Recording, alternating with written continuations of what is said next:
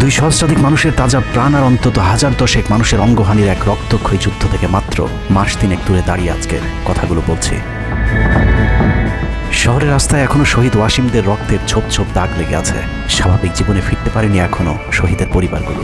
ইয়ামিনের মা হয়তো কাউকে পেলেই জানতে চাইছে আমার খোকার উপর কিসের এত রাগ ছিল ওদের। সে প্রশ্নের উত্তর হয়তো কেউ কোনোদিন দিতে পারবে না। বুকের ভেতর গুলি নিয়ে নিস্তেজ পড়ে থাকা শরীরটাকে ওরা যেভাবে কুকুরের মতো টেনে হিঁচড়ে খেয়েছে, সভ্য এই সমাজে সেই উত্তর কি আসলেই আছে? পুড়ে যাওয়া লাশগুলোর কথা মনে করে সারা জীবন হয়তো হৃদয়টা পুড়তে থাকবে হতভাগা সেই মায়েদের। শহীদ ওমরের মা এখনো মানুষ পেলেই হয়তো প্রশ্ন করছে, আমার ছেলের বুকে ওরা এতগুলো গুলি কেন করলো? মারার জন্য তো একটা গুলিই যথেষ্ট।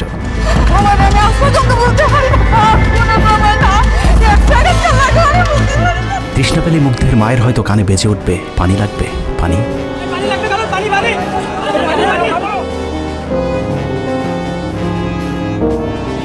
শুনেছি স্বাধীনতা অর্জনের চেয়ে রক্ষা করা অনেক কঠিন। স্বাধীনতার এই পতাকা সমুন্নত রাখতে যারা জীবন দিয়েছেন তাদের সে রক্ত যেন বৃথা না যায়। এ পতাকার জন্য যেন আর কাউকে জীবন দিতে না হয়। স্বাধীনতার এমন যুদ্ধ আর দেখতে চাই না। এ যুদ্ধের প্রতিপক্ষ অনেক হিংস্র, খুব নিষ্ঠুর। ওরা বুকে গুলি নিয়ে কাঁপতে থাকা মানুষকেও শান্তিতে মরতে দেয় না।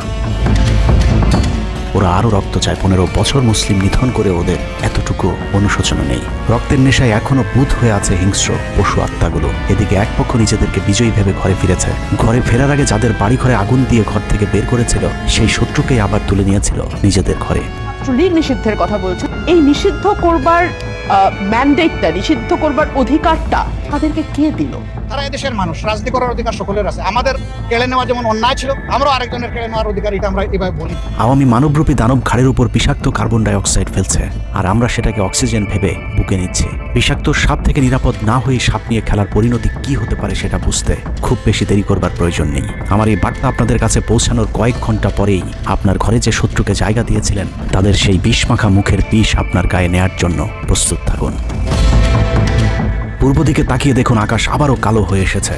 খুটখুটে অন্ধকার দেখে ঝড়ের গতি যতটুকু ভাবছেন অন্ধকারের সেই ঝড়ো বাতাস আসলে আলোর চেয়েও বেশি গতি নিয়ে ধেয়ে আসছে সবকিছু লণ্ডভণ্ড করে দিতে। প্রলয়ঙ্করী সেই ঝড়ের কবল থেকে প্রিয় মাতৃভূমিকে বাঁচাতে হলে দেশ রক্ষার পবিত্র দায়িত্ব যাদেরকে দেওয়া হয়েছে, চলুন দেখে আসি তারা আসলে কতটা প্রস্তুত। জুলাইয়ের মাঝামাঝি পর্যন্ত সেনাবাহিনী ছাত্র আন্দোলন নিয়ে তেমন মাথা ঘামায়নি। ছাত্রলীগ যেদিন ঢাকা বিশ্ববিদ্যালয়ের ছাত্রীদের উপর আক্রমণ করেছিল, মূলত সেদিন থেকে সেনাবাহিনীর অভ্যন্তরীণ বিভিন্ন গ্রুপগুলোতে আলোচনা সমালোচনা শুরু হয়। 17 তারিখ সকল ডিভিশনের জিওসিরা অফিসার এবং সৈনিকদেরকে কোনো ধরনের গুজবে কান না দেওয়ার পরামর্শ দেন। জিওসিদের পক্ষ থেকে সাফ জানিয়ে দেওয়া হয়, সরকার মিসক্রিয়েন্টদের বিরুদ্ধে যথাযথ ব্যবস্থা নিচ্ছে, এটা নিয়ে সেনাবাহিনীর মাথা ঘামানোর কিছু নেই।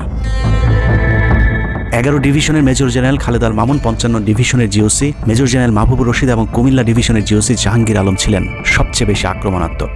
ছাত্রদের পক্ষে কোনো পোস্ট কিংবা প্রোফাইল পিকচার লাল করার বিরুদ্ধে তাদের ছিল কঠোর বার্তা।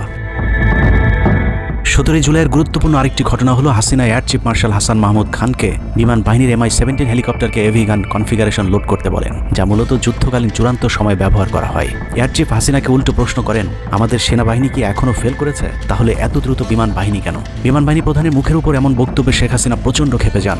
এর পরপরই তিনি বিমান বাহিনী প্রধানের বিরুদ্ধে পদক্ষেপ নেওয়ার জন্য ব্রিগেডিয়ার জেনারেল ইমরান হামিদ এবং লেফটেন্যান্ট জেনারেল মুজিবকে নির্দেশ দেন। আর্মি ইন্টেলিজেন্স থেকে এই পরিকল্পনার তথ্য জেনে বিমান বাহিনী প্রধান ওই রাতেই তার নিরাপত্তার জন্য গাজীপুর থেকে এয়ার কমান্ড নিয়ে আসেন, যে ইউনিটটি এখনও বিমান বাহিনী প্রধানের নিরাপত্তার দায়িত্বে ঢাকাতেই অবস্থান করছে। যাই হোক, বিমান বাহিনী প্রধান সেদিন রাজি হলে ব্ল্যাকআউটের সময়টা আরও ভয়ঙ্কর হতে পারত। বিমান বাহিনীর সহায়তা না পেয়ে শেখ হাসিনা পরদিন র্যাব প্রধানকে ডেকে আদেশ দেন তার হেলিকপ্টার প্রস্তুত রাখার। র্যাব প্রধান হাসিনার আদেশ অনুযায়ী ছাত্রদের বিরুদ্ধে অপারেশনে হেলিকপ্টার ব্যবহার করেন। হেলিকপ্টারের গুলিতে যতগুলো হতাহতের ঘটনা ঘটেছে সবগুলোই র্যাবের হেলিকপ্টার থেকে করা হয়েছিল। র্যাবের পাশাপাশি ঢাকার বাইরে 2-1টি বাদে প্রায় সবকটি ডিভিশনের জিওসিরা দেশের বিরুদ্ধে অবস্থান নিয়েছিলেন। ঢাকার বাইরে থেকে বিশেষ করে ডিভিশন সাপোর্ট ব্যাটালিয়নকে অগ্রাধিকার ভিত্তিতে ঢাকায় নিয়ে আসা হয়, কারণ তাদের সাথে এপিসি সুবিধা ছিল। এপিসি গাড়িগুলো মূলত ছাত্রদের বিরুদ্ধে চূড়ান্ত পদক্ষেপ নেওয়ার জন্যই আনা হয়েছিল। রাষ্ট্রীয় গুরুত্বপূর্ণ এলাকা কেপিআই রক্ষায় 19 তারিখে সেনা নামানোর সিদ্ধান্ত নেওয়া হয়। নিয়ম অনুযায়ী সেনাবাহিনীর কেপিআই রক্ষার দায়িত্ব পালন করার কথা থাকলেও বিভিন্ন জায়গায় দেখা গেছে সেনাবাহিনীর ছত্রছায়ায় পুলিশ এবং আওয়ামী লীগ ছাত্রলীগের সন্ত্রাসীরা ছাত্রদের উপর হামলা চালিয়েছে। কোথাও সরাসরি সেনাবাহিনীকেও গুলি চালাতে দেখা গেছে। এর মধ্যে ঢাকার 46 পদাতিক ডিভিশনের ইনফ্যান্ট্রি ব্রিগেডের ইউনিটগুলো ঢাকার প্রাণ কেন্দ্রগুলোতে ছাত্রদের উপর সবচেয়ে বেশি দমন পীড়ন চালিয়েছে। অনুসন্ধানে 19 থেকে 23 জুলাই পর্যন্ত গণহত্যার সাথে জড়িত সেনাবাহিনীর কয়েকজন অফিসারের নাম উঠে এসেছে, যারা এখনো পর্যন্ত গুরুত্বপূর্ণ সব পদে বহাল আছেন, যা ডক্টর মোহাম্মদ ইউনূস সরকারের জন্য অত্যন্ত বিপজ্জনক।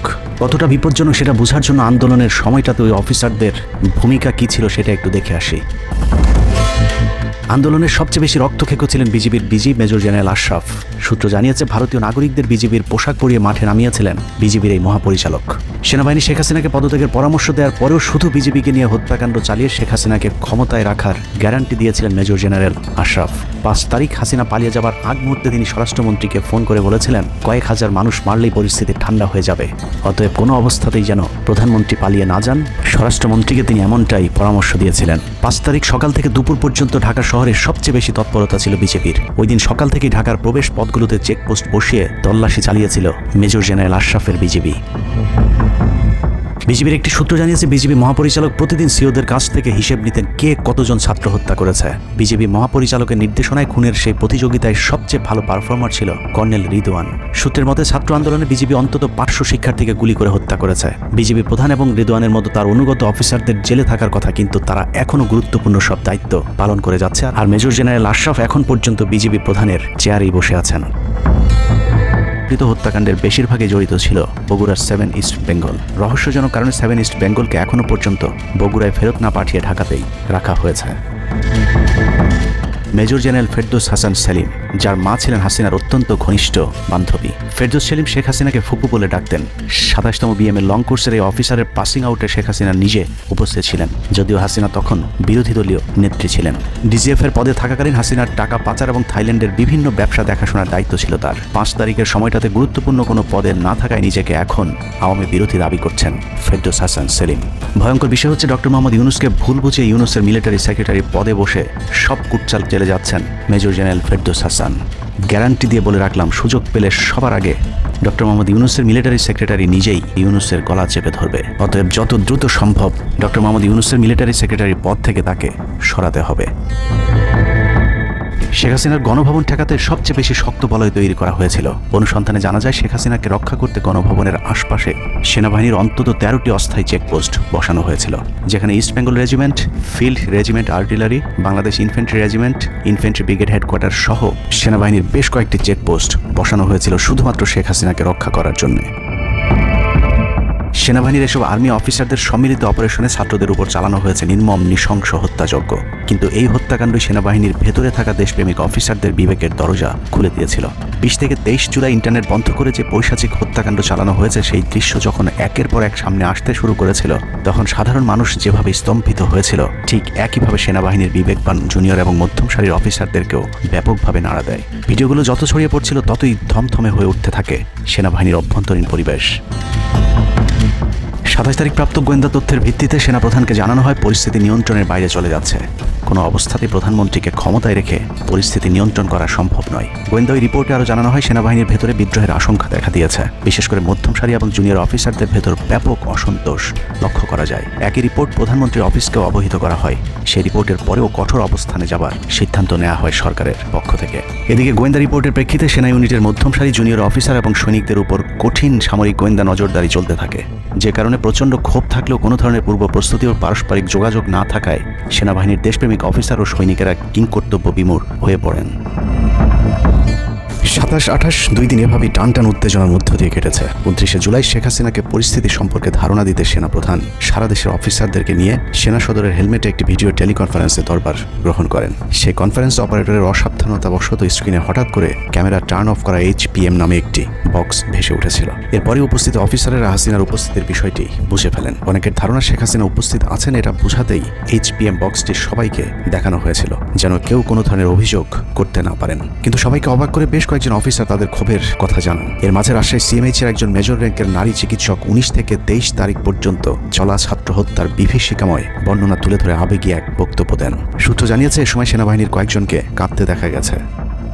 একদিকে সেনাবাহিনীর উচ্চপদস্থ অফিসারদের মারমুখী অবস্থান, অন্যদিকে বেশিরভাগ জুনিয়রদের নিষ্ক্রিয়তার মধ্য দিয়ে সেনাবাহিনীতে স্পষ্ট দুটি ভাগ লক্ষ্য করা যায়। এরই মধ্যে সেনাবাহিনীর কাছে প্রাপ্ত গোয়েন্দা তথ্য অনুযায়ী যে কোনো সময় সেনাবাহিনীতে বিদ্রোহ দেখা দিতে পারে, বিশেষ করে লেফটেন্যান্ট কর্নেল থেকে নিচের অফিসারদের ভেতর ব্যাপক ক্ষোভের বিষয়টি গোয়েন্দা প্রতিবেদনে জানানো হয়। সেই প্রেক্ষিতে 3 তারিখ শর্ট নোটিসে আরেকটি টেলিকনফারেন্স কল করা হয়। মূলত ওই রিপোর্টের প্রেক্ষিতে হাসিনার বিশ্বস্ত ওয়াকার হাসিনা থেকে মুখ ফিরিয়ে নেন, কারণ হাসিনাকে বাঁচাতে গিয়ে তিনি নিজের জীবন বিপদে ফেলতে চাননি। 3 তারিখ কনফারেন্সের শুরুতেই সবাইকে ঠান্ডা রাখতে একটি মুনাজাত করা হয়েছিল, যে মুনাজাতে গুরুত্বপূর্ণ একটি দোয়া ছিল, রাব্বানা লা তাজআলনা মাআল কওমিজ জালিমিন, অর্থাৎ হে আল্লাহ, আমাদেরকে জালিম সম্প্রদায়ের অন্তর্ভুক্ত করবেন না। এ সময় পুরো দরবার রুমে পিন পতন নীরবতা লক্ষ্য করা গেছে। মূলত ওই মুনাজাতের মধ্য দিয়ে ফয়সালা হয়ে যায় সেনাবাহিনী কাদের পক্ষে দাঁড়াবে। সেনা সূত্র থেকে পাঠানো এসব তথ্যে উঠে এসেছে সেনাবাহিনী কোন কোন এলাকায় ছাত্র জনতার উপর গুলি চালিয়েছিল এবং কতটা পরিকল্পিতভাবে মানুষ হত্যার ছক কষা হয়েছিল। 4 তারিখও সেনাবাহিনীর ভূমিকা ছিল অত্যন্ত অস্পষ্ট। কিছু জায়গায় সেনাবাহিনী ছাত্রদের পক্ষে, আবার কিছু জায়গায় ছাত্রদের উপর গুলিও চালিয়েছে। 4 আগস্ট সবার প্রথম 24 ডিভিশন চট্টগ্রামের GOC lieutenant general Mainur Rahman তার বাহিনীকে ছাত্রদের পাশে দাঁড়ানোর নির্দেশ দেন। 5 তারিখ সকাল পর্যন্ত আর্মির ভূমিকা ছিল অত্যন্ত সন্দেহজনক। সকাল 10টা পর্যন্ত আর্মি কড়াকড়িভাবেই দায়িত্ব নিয়েছিলেন। বিশেষ করে গণভবনের আশপাশে 12টা পর্যন্ত ছাত্রদেরকে ভয় দেখাতে কয়েক রাউন্ড লাইভ অ্যামুনিশন ফায়ার করা হয়। 4 তারিখ 3 বাহিনী প্রধান, পুলিশ প্রধান এবং ডিজিডিজিএফের সারা রাত নির্ঘুম কেটেছে। 3 থেকে 5 তারিখ পর্যন্ত গুরুত্বপূর্ণ কিছু ঘটনা ঘটেছে, সেটা তুলে ধরবার আগে শেখ হাসিনার পালিয়ে যাওয়ার বর্ণনা দিয়ে আসা যাক। 5 তারিখ সকাল ঠিক 9টায় প্রধানমন্ত্রীর অফিসে গিয়ে শেখ হাসিনাকে পদত্যাগ করতে বলেন সেনাপ্রধান। শেখ হাসিনার কথা শোনার সাথে সাথে সেনাপ্রধানকে দৌড়ে মারতে আসেন। এ সময় 3 বাহিনী প্রধানকে অকথ্য ভাষায় গালাগাল করেন শেখ হাসিনা। জেনারেল ওয়াকারকে হাসিনা বলেন, তুই পুলিশকে দেখে শিখতে পারিস নাই। এ সময় বিমান বাহিনী প্রধান সজীব ওয়াজেদ জয়কে ফোন করে তার মাকে বোঝানোর জন্য অনুরোধ করেন।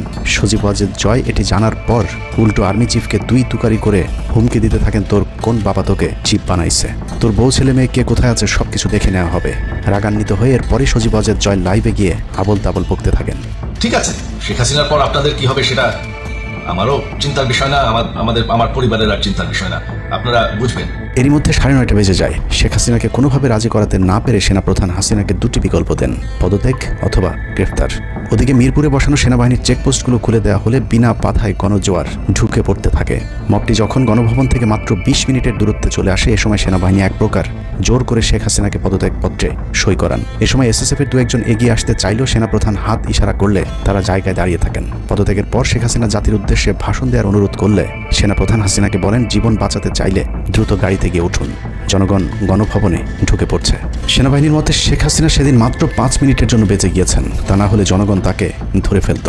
হাসিনাকে গণভবন থেকে উদ্ধার করে বিমানে ভারত পাঠিয়ে দেওয়ার জন্য মোট 3টি রুট প্ল্যান করা হয়েছিল। প্ল্যান এ, গণভবন থেকে গাড়িবহরে বিমান বাহিনীর ব্লু স্কাই স্কুলের গেট দিয়ে তেজগাঁও বিমানবন্দরে ঢুকে ঢাকা সেনানিবাসে প্রবেশ এবং তারপর পিএএফ বেস দিয়ে বিমান বাহিনীর রানওয়েতে প্রবেশ। সেখান থেকে বিমান বাহিনীর C-130 যে বিমানে ভারতে উড্ডয়ন। দুর্ভাগ্যজনকভাবে ততক্ষণে বিপ্লবী জনতা শেওড়াপাড়া রাস্তা দিয়ে বিমান বাহিনীর ব্লু স্কাই স্কুলের গেট ক্রস করে আগারগাঁও চৌরাস্তা পর্যন্ত চলে এসেছিল। ওদিক দিয়ে ক্যান্টনমেন্টের জাহাঙ্গীর গেটও ছাত্র জনতার দখলে, তাই গণভবন থেকে গাড়িতে করে ঢাকা সেনানিবাসে ঢোকার সব পথ বন্ধ হয়ে গিয়েছিল, যে কারণে প্ল্যান বি অবলম্বন করতে হয়েছিল হাসিনাকে উদ্ধারকারীদের। প্ল্যান বি অনুযায়ী গণভবন থেকে বিমান ঘাঁটিতে যাওয়ার তখন একটাই পথ বাকি ছিল, তা হলো হেলিকপ্টারে যাওয়া। বিমান বাহিনীর MI-17 হেলিকপ্টার চন্দ্রিমা উদ্যানের পাশে বাণিজ্য মেলার মাঠে এসে অবতরণ করে। খুনি হাসিনা চন্দ্রিমা উদ্যানের পাশের রাস্তা দিয়ে বাণিজ্য মেলা মাঠে প্রবেশ করে এবং সেখান থেকেই হেলিকপ্টারে করে বিমান বাহিনী ঘাঁটিতে নিয়ে যাওয়া হয় তাকে। সেখানে গিয়ে তারেক সিদ্দিকী এবং সালমান এফ রহমানের জন্য কিছুক্ষণ অপেক্ষা করে শেখ হাসিনা। তবে শেষ পর্যন্ত সালমান এফ রহমানের পৌঁছাতে দেরি হয় শেখ হাসিনাকে নিয়ে কোনো গন্তব্য ছাড়াই 10টা 45 মিনিটে উড়াল দেয় বিমান বাহিনীর C-130 জুলিয়েট